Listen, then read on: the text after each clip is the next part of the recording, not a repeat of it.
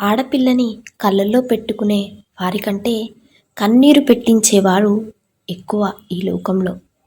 స్త్రీలు ఎక్కడైతే గౌరవించబడతారో అక్కడ సమస్త దేవతల ఆశీస్సులు లభిస్తాయి.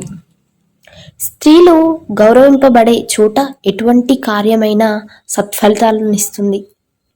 మగవాడి నిజమైన సామర్థ్యం అతని ముందు కూర్చున్న ఆడదాని ముఖంలోని ఆనందంతో సమానం.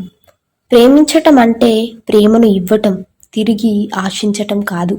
కట్టుకున్న భార్యను సుఖపెట్టలేని వాడు ఎంతటి అందగాడైనా ఉపయోగమేమి? ప్రేమంటే ప్రేమించే వారిని అర్థం చేసుకోవటమే కాదు, మనం ప్రేమించే వారితో ప్రేమించబడటం కూడా. భరించలేని బాధనైనా పట్టరాని సంతోషాన్నైనా ఇచ్చేది మనం ప్రేమించిన వారే.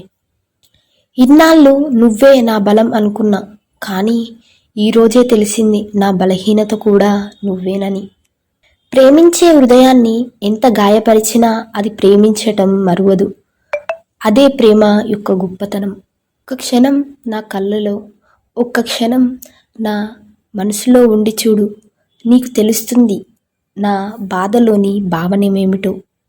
నా హృదయంలోని ప్రేమవైతే నిన్ను మర్చిపోగలను, నా హృదయమే నువ్వైతే ఎలా మరవగలను?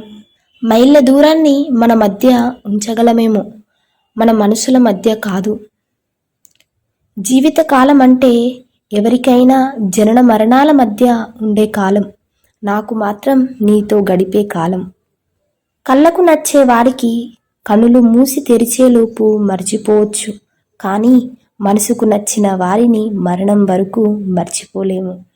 గొంతులోని మాటలను నోటితో చెప్పగలం, కానీ గుండెలోని మాటలను కళ్ళతోనే చెప్పగలం.